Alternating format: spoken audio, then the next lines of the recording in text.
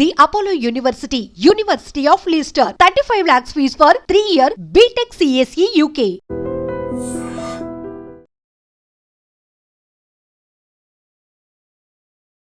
నమస్తే, నా పేరు doctor N Subrahmanyam, Ayurveda specialist, Amrutham ayurvedic hospital, Hyderabad.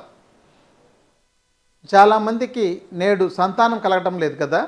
దీనిలో పురుషుల్లో చాలామందికి వీర్య కణాల లోపం, స్త్రీలలో అండాలు సక్రమంగా వృద్ధి కాలేదు అనే సమస్యలు ఎదుర్కొంటున్నారు. అయితే ఆయుర్వేద శాస్త్రంలో వీటికి చాలా రకాల ఔషధాలు, ఆహార విధానాలు, చాలా రకాల మార్గాలు తెలియజేశారు. కానీ చాలామంది వీటిని వాడుకోకపోవడం దౌర్భాగ్యకరం, వాళ్ళ దురదృష్టం. అయితే సహజ సిద్ధంగా సంతానం కలగాల్సిన విధానం పోయి నేడు కృత్రిమంగా సంతానం కలిగించే టెక్నాలజీకి ఎక్కువగా ఆహ్వానం పలుకుతున్నారు. దీనివల్ల భవిష్యత్ తరాలు ఏం జరుగుతుంది, తర్వాత ఈ టెక్నాలజీ ఎక్కడికి వెళ్తుంది, ఇది చెప్పలేం. కానీ నేడు చాలామంది తల్లులు మాతృత్వాన్ని రుచి చూసుకోలేకపోవడం, అంటే మాతృత్వాన్ని పొందలేకపోవడం అనేది వాళ్ళు కొందరు అదొక దౌర్భాగ్యకరంగానో లేకపోతే అదొక లోపంగానో భావిస్తుంటారు. అయితే దీనికోసం మీరు ఏం కృషి చేస్తున్నారు అని అంటే వాళ్ళలో ఏ కృషి ఉండడం లేదు. ఎందుకంటే మంచి ఔషధాలు వాడుకోవడం కానీ, లేకపోతే మంచి ఆహార పదార్థాలను సేకరించి వాడుకోవడం కానీ ఇలాంటివి ఏమీ లేవు. అయితే మనకు ఆయుర్వేద శాస్త్రంలో చెప్పిండే ద్రవ్యాలని మీకు రకరకాల ఎపిసోడ్స్లో ఒక్కో దాని గురించి తెలియజేస్తున్నాం. ప్రస్తుతం ఇప్పుడు ఏంటంటే మనకు మంచి వీర్యకణాలని, అండాలని ఉత్పత్తి చేయగలిగే ద్రవ్యాల్లో లైంగిక శక్తిని కానీ, అలాగే వాటి యొక్క క్వాలిటీ ఆఫ్ లైఫ్ని ఇంప్రూవ్ చేసే వాటిలో ఈ యొక్క పుత్రంజీవ గింజలు, దీని పేరే పుత్రంజీవ.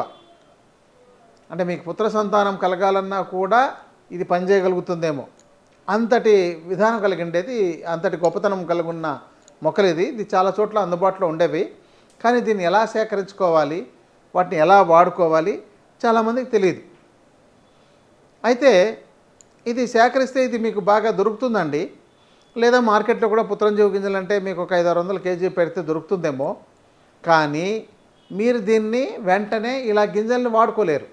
దీన్ని మొత్తం మీరు పగలగొట్టి దీనిలో ఉండే లోపల పప్పు తీయాలి. ఇది చూడండి, ఈ పప్పుని ఇలా తీసానండి, ఇంతసేపు ఇలా దంచి తీస్తే ఇలా ఈ పప్పు చూడండి, ఇలా లోపల ఇలాంటి గింజలు ఉంటాయి. మనము కిలో తీసుకొస్తే దాంతో ఒక 150 నుంచి 200 గ్రాముల గింజలు మాత్రమే ఇలా వస్తాయి. ముందు మీరు ఇలాంటి వాటిని దంచి సేకరించుకోవాలి. అంటే వీటిని ఒలిచి మీరు చేసుకోవాలి. అమ్మ మాకు ఇలా కాదండి, మీరే సేకరించి ఈ పనంతా చేసి పెట్టండి, మేము అవి తయారు చేసుకోలేము, పగలగొట్టి తీసుకోలేము, అంత మాకు సమయం ఉండదు, మీరు అందుబాటులో చేయండి అని అంటే చేయవచ్చు. బట్ దానికి అయ్యే ఖర్చును మీరు భరించాల్సి వస్తుంది. ఇక ఈ గింజల్ని మనం లేహ్యం రూపంలో తయారు చేసుకోవచ్చు, చూర్ణం రూపంలో తయారు చేసుకోవచ్చు.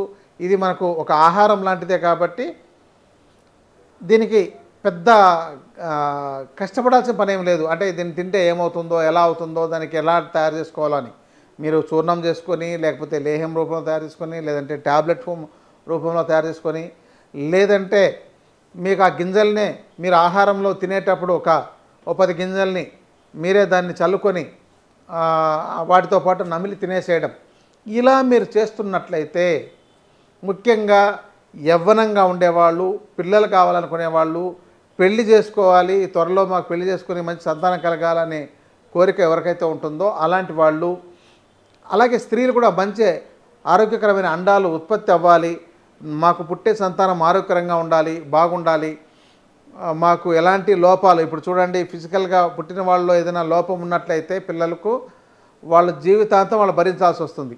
అంటే అదొక నరకప్రాయమైంది. ఎందుకు ఈ జన్మరా బాబు అని వాళ్ళే బాధపడాల్సిన రోజులు అవుతాయి.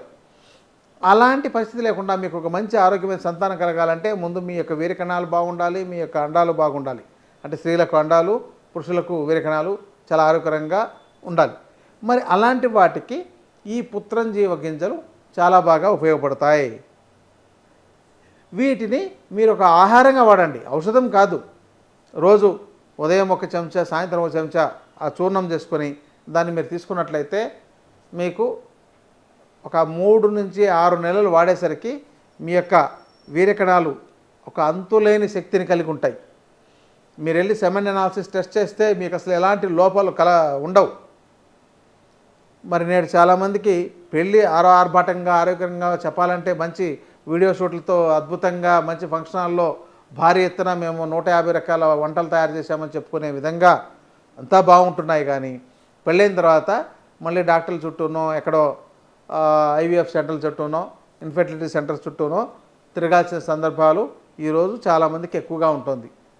పెళ్ళైన వాళ్ళు 2-3కి అంటే 10 మందిలో 2-3కి సమస్య వస్తుంది. భవిష్యత్తులో ఇది మరింత పెరిగే అవకాశం ఉంది. ఇంకోటి ఏంటంటే వీళ్ళకే సరిపడినంత వీర్య కణాలు అండాలు ఆరోగ్యకరంగా లేకుండా ఉంటే మళ్ళీ నెక్స్ట్ పుట్టే పిల్లలు ఇంకెంత ఆరోగ్యకరంగా ఉంటారు. కాబట్టి ఇలాంటి వాటిని మీరు ఒక ఆహారంగా అలవాటు చేసుకోండి.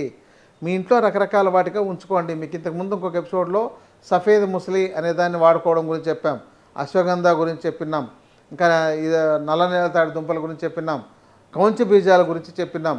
సో ఇవన్నీ కూడా మనకు ఒక ఆహారం లాంటివి. ఒక మంచి యవ్వనవంతులు పెళ్లి చేసుకున్న వాళ్ళు వీటన్నిటినీ నిత్య ఆహారంలో ఉండేటట్టు చూసుకోవడం ద్వారా వాళ్లకు ఈ సంతాన దోషాలు లేకుండా సంతాన సమస్యలు లేకుండా కాపాడుకునే మార్గాలు ఉన్నాయి. మరి మీరు ఎంత ప్రయత్నం చేస్తారు, మీరు ఎన్ని వాడుకోగలుగుతారు అంటే మరి మీ దగ్గర ఉందా అండి దీనికి సంబంధించిందంటే ఉందండి, ఎవరైనా అడిగితే తప్పకుండా తయారు చేసి ఇస్తాం. మరి మీరు వాడుకోవాలి. ఎంతకాలం వాడాలి? 6 నెలలైనా మినిమం వాడుకోవాలి.